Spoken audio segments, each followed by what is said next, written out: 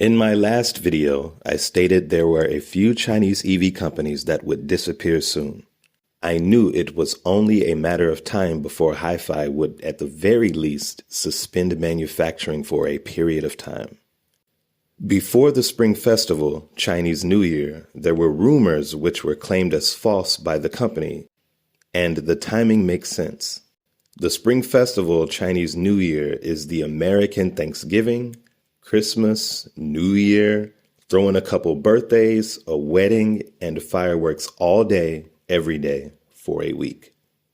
If your company had to make the decision to lay off employees, would they do so before or after Christmas? The logical thing would be to inform them as soon as possible. Those employees, after receiving that disappointing and life-changing information, wouldn't go into the holiday season spending like normal. However, many of the employees here wouldn't have even bothered going home. So management thought it would be better for their employees to go home happy for the long, which means dragon, holiday. This is the year of the dragon, so if you have Chinese friends and want to seem cultured, tell them Happy Long Year.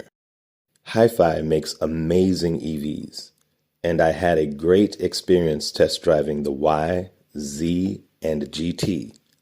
But unfortunately, they won't be the only Chinese EV company that will suspend manufacturing temporarily or even shut its doors for good.